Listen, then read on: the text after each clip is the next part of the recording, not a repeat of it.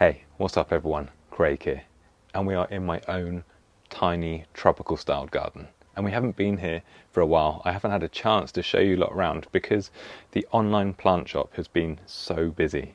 Thank you so much for the support.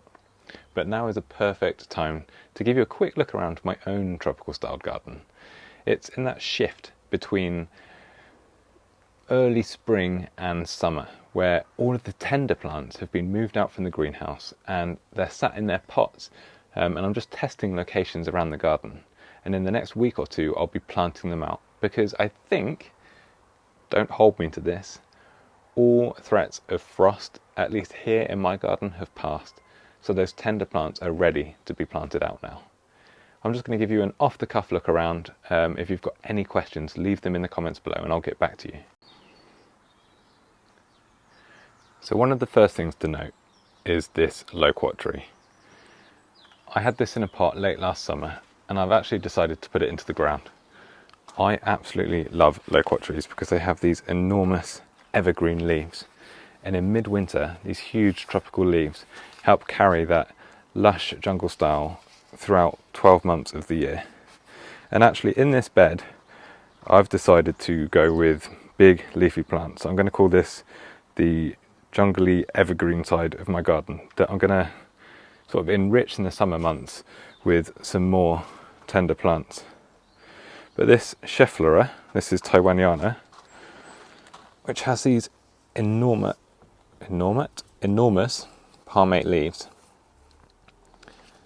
is actually really happy. Now this has been tortured in my garden. I put it in the ground, changed my mind, grew it in a pot, put it back in the ground, dug it up again, put it in a pot, and it was looking so sorry for itself that I decided to finally plant it into the ground, and it has rewarded me with this new flush of growth. And I absolutely love the way Scheffleras push their new leaves out. They start upward facing, almost like zombie hands pushing out from the ground, and then they turn the other way around, and then they'll sit gracefully like the more mature plant leaves from last year's flush of new leaves. Just behind that here is my Pseudopanax laetus. This again, a bit like the Schefflera, it's in the same family as the Schefflera. It's evergreen, it's got these thick waxy leaves that have a slight glossy sheen to them, a bit like laurel. But they're in this palmate form, which I think looks super tropical. Now this one is a bit more susceptible to frost. So you can see here, there was an early flush of leaves that got hit by the frosts, so they've been blackened off. But I'm not too worried about that, because there are other areas that are absolutely fine. And at the top, the newest flush of leaves are coming through and they're looking really healthy. And this is growing surprisingly fast, so I'm hoping this is going to form a bit of a canopy and a wind barrier in the garden. We'll see in time how it stands up to the wind. I think cold winds will probably cause damage like this, but time will tell. You don't know unless you experiment. I've added a banana, a Musa basjoo, and I've just intentionally snapped this leaf so that it didn't damage the new flush from the Schefflera. Again, bananas are something that I have had in my garden, I've taken out, I've put back in, and it's because I'm gardening in a small space. I find that having plants that get really big and grow fast, I have a love-hate relationship with them. I love that they'll reward you quickly in 1 year and you get massive leaves and lush jungle foliage. But in a small space they take up so much room and they limit the options of the plants that I can grow. But this year I'm in the love phase of my relationship with banana plants, so I've put two in, one here and one on the other side of the garden, and they're at the edge, so I'm hoping they're going to add some height and it'll pop up over the top of the fence here and give that big jungly foliage. Now Musa basjoo is one of the hardiest banana that we can grow here in the UK. This year I've grown Musa sycamensis from seed, and that's probably the second hardiest banana, and sycamensis is the one that when it's happy the leaves get deep maroon stripes coming through them. So I'm hoping as mine get bigger I'll plant a couple out and we'll have some nice big red striped banana leaves in the garden as well. Now at the back, right at the back, is my Roldana. Now this isn't the normal Roldana, this is cristobalensis, because it has this lovely purple foliage, and these were really popular in my online shop. It's got this almost frog foot shaped leaf, and it's really soft and covered with these tiny hairs. And I love this plant. I've actually got 3 here, 2 that are still in pots, but I think I'm going to use this as a backdrop plant, because I found that, yes, it is half hardy. It gets through winters here in my garden, which dropped down to -3 this year, but the leaves get burnt and frosted back. So by putting it at the back of the border here against the fence, all this other foliage and the fence are going to create a microclimate, because it's going to keep those cold winds off of the leaves and hopefully keep frosts at bay. But again, this is an experiment. We'll see how it goes, and as a kind of safety measure, I'll take cuttings in autumn so that I'll know I've got backup plants safe in the greenhouse. In late winter, this has tiny little yellow flowers. What else have we got in here? So coming down, this leaf belongs to a papaya. This is Vasconella pubescens, the mountain papaya, which I was introduced to by Mike Clifford, and I think so many of us have also got seeds from Mike. Now, this one's growing in a pot. It needs to be potted on, but they can get really, really big leaves, and they look super architectural. And if you're lucky, you get papaya flowers and fruits forming just there inside of the stem. I've not been so lucky yet. This one's a couple of years old, and like I say, it's still in a small pot. Once it's potted on, it should get quite a bit bigger, and the leaves will be really, really impressive. This is a nice foliage plant. Begonia luxurians. Now this is completely tender. It's commonly called the palm leaf begonia, and you can see why. It's a cane type begonia, which means that it grows on these almost like bamboo cane stems. And grown in a big pot or planted out, these can get enormous, and the leaves open up and splay out much more attractively. This one's sort of shrugging off the winter it's just survived. It's hardened off now. It's been sat out in the pot in this position for a while, so I'll be planting these out this year, because I've done this elsewhere and they just look so much happier for it. And then I'll take cuttings in autumn so that it survives. I've got another palmate-leaved plant which survived from last year. Let's see if I can find a good leaf. This is Rubus linneatus, which has that suspect looking leaf, but it's completely legal, don't worry. And it's just got beautifully serrated foliage. I love this textured palmate foliage. This stayed outside all winter for me in its pot to help with drainage. Now you'll notice that I keep a lot of my plants in pots because I'm on heavy clay soil. So by keeping them in pots and just sitting them out for a summer display, it helps with that drainage, and I don't get any root rotting issues. This was deciduous, so it lost all of its foliage, but it's coming back now, which I'm happy about. Something that's struggling is this. This is my Brassaiopsis mitis, a super rare, super desirable plant. And the first flush of leaves that came out were frosted off. Now I left it out all winter because I'm risky and I like to experiment, and they're supposed to be hardy down to -13. So that first flush of leaves that was frosted off, I half expected. But this set are covered in what looks like slug trails. So the slugs are getting to it, which surprises me considering how many spikes there are coming out the stems. And I think it might be getting a bit too much sunlight on the young leaves, and they're getting burnt at the tips. But as the Rhus tree behind me comes into leaf, it's going to cast shade and create that nice dappled shade microclimate here. So hopefully come summer, this will be in full leaf. There's also a chance, I've potted it on, and this pot is sat on top of soil, so the drainage might be an issue, and the soil's looking quite wet now. So I might have to lift this pot up off the ground a bit just to help that water drain through. Now in the rest of what we're going to call the jungle border, I've moved out lots of tender plants from the greenhouse, mostly Impatiens. We've got, the first thing he touches isn't an Impatiens, we'll start with this. This is Brillantaisia ulugurica or something like that. It's got such a bizarre name, and this is that giant salvia. Now this has been my stock plant for a lot of cuttings. The flowers are amazing. I'll show you this more later in the year, but it has these enormous giant salvia-like flowers that are a translucent purpley colour. I've got my Colocasia pink china, and I'm going to plant this out into this bed this year. And I'm going to leave it out and just let it colonise the bed and see how it survives. I'm in heavy clay soil, but this bed is built up with spent mushroom compost, so it's rich in food and nitrogen, so this should thrive. And because it's built up from ground level, the drainage should be quite good, so I shouldn't suffer too many rot problems with plants like this that I'm going to leave out. So the Impatiens I've got are Impatiens Flanaganei.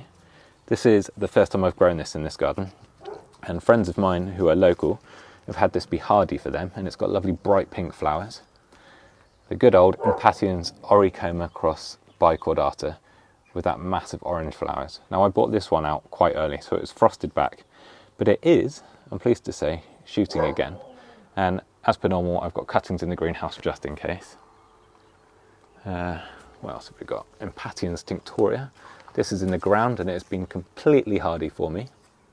And that's got the giant white and red Impatiens flowers that smell so sweet of an evening. I've also got in here, still in its pot, again, making use of this microclimate while I harden it off, Erythrina crista-galli, or the cockspur coral tree. Ow.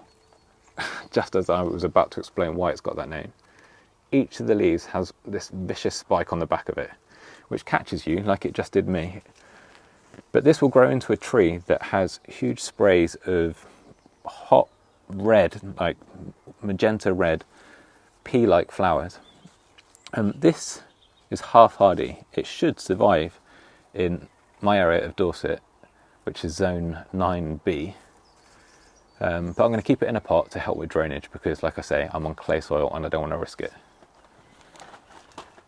Something else that I've planted out that's just establishing its spot in the border is this Iochroma, which is in the same family as Brillantaisia, but it has these smaller trumpet-like flowers. And I think this is Cyaneum, these deep purple flowers, and you can see how many buds are still to come on the plant. So as this establishes as a multi-branched shrub, hopefully from this time of year right through to the first frosts, it will just be covered in these flowers. Now unfortunately these aren't scented. If they were, this plant would have it all. But I'm loving that, and it matches the purples of the fence and the purple foliage plants that I've got in the garden. And greens and purples are sort of a theme that I've got going on. Because if we look around to what is now the Aeoniums in my garden, you can see that it picks up on the purples and the greens. And I'm going to do a video focusing more on these Aeoniums because I've added to my collection a few here that should be completely hardy, left outside here in Dorset in zone 9B. But I've done an unboxing video. I showed you what they look like when they arrived and how they've coloured up now that they're out in the sun. So we'll focus on the Aeoniums again, a bit more in a different video. But this Cyclops was outside all winter and this has survived. And this is sort of what inspired me to have a go at some more potentially hardy Aeoniums for my area of the UK.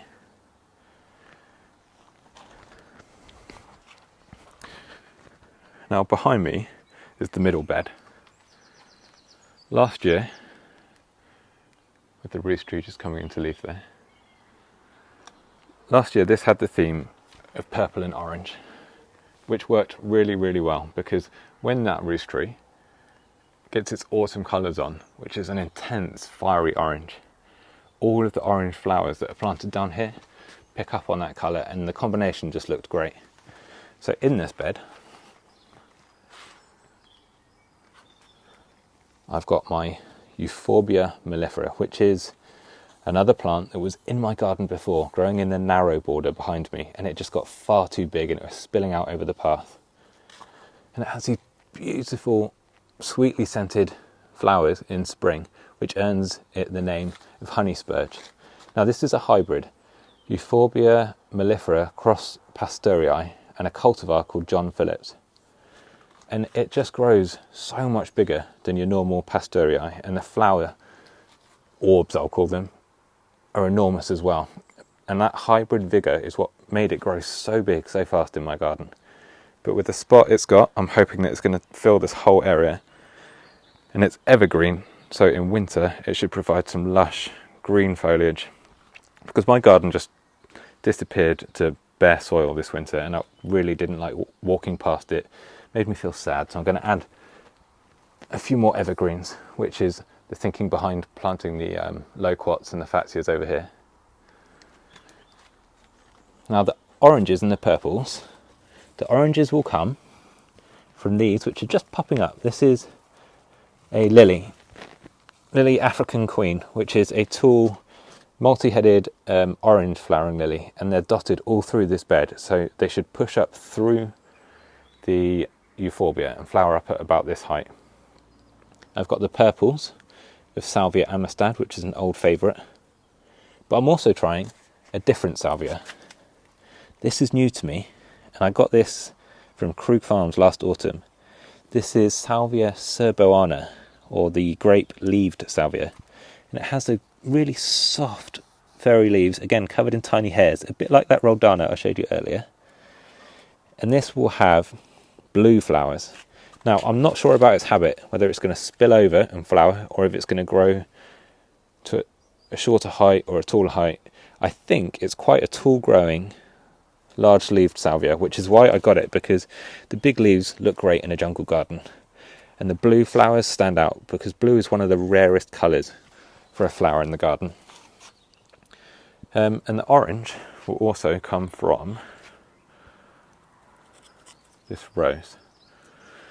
Now my wife has converted me to roses. I was so anti-rose a few years back. But this one, which I think is called Redova, starts off flowering in these intense summer sunset colours, and then it fades through. So as different blooms appear, and you can see how many buds are on the rose, you get all these different colours, and it just looks great as a backdrop in this bed. So hopefully in a few weeks' time this will be rich in oranges and purples. Something orange that might have been catching your eye is this bromeliad. Now, do you remember a few weeks back I did a video talking about my bromeliad collection? Well, it hasn't stopped growing since then. This is my Aechmea blanchettiana, and it's really coloured up beautifully now that it's getting sunlight on it. I've got all of these purple spotted leaf Bilbergia. There's a few different ones here: Casablanca, Afterglow, Aliulia. I think this is a hybrid, possibly Charles Grimaldi. I've also got this, which might be Aechmea ensign, but I love this one. It's variegated, and the vicious spikes are pink all along the tips. I'm not really a fan of spiky plants, but I had to have that one. And some nice purple ones here. And I've said before that I think bromeliads combine beautifully with the Aeoniums. So having my purple and green Aeoniums here, and then on the other side of this little gravel path, purple and green bromeliads with Aeoniums in between them, I just think the combination looks really well. They're not from similar habitats at all, but gardens aren't about, or not all gardens are about replicating nature. It's just to create your own world, your own patch of paradise. So having these Aeoniums, some of which are about to come into flower, amongst this, for me, just looks great. And make your garden your patch of paradise. It doesn't have to appeal to everybody. Now, on the narrow side of this messy path is my slightly more shaded border. Now, year after year, I've not been happy with this border. I just bring pots out and play about, but I can never get it looking right. Now, because it's partially shaded, look at the state of this. I should have tidied up before filming. See, it's nice to show you the reality of my garden. It's not always perfect and tidy. as I was saying, because it's partially shaded, ferns and begonias grow great here. I like this evergreen grassy edge because that just frames the border all winter, and it picks up on the variegated fatsia as well. But this area I'm going to work with, and I'm not 100% sure what I want to do yet. It might be hardy begonias and ferns and kind of hedgerow plants that will help bring wildlife into the garden. But we'll see. This is very much up in the air. As you can see, I've dotted pots around. Another Begonia luxurians there. I've planted a banana and this grisellenia at the back because this is where the wind howls through in a storm. So by having the height of the grisellenia, it's going to help improve that subtropical microclimate of my garden.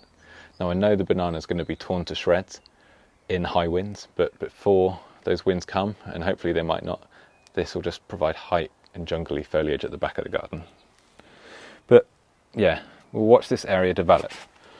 You can see I've got this enormous voodoo lily flower about to open here, which will absolutely stink. I'll be sure to share that with you when it does open. But this side of this bed is improved a bit. I really like the combination of the dark-leaved sambucus, this is one called Blue Sheen, against the variegated fatsia, which has this beautiful healthy new flush of leaves. I've planted a couple of Iochroma here as well. I've got a red one and another one that I can't remember the colour. And now that they're both in the ground, they're getting to a good height. Now they haven't got any flower buds on them, not like that purple one I showed you earlier, but as these establish, hopefully this whole area will be full with those small Brugmansia-like flowers.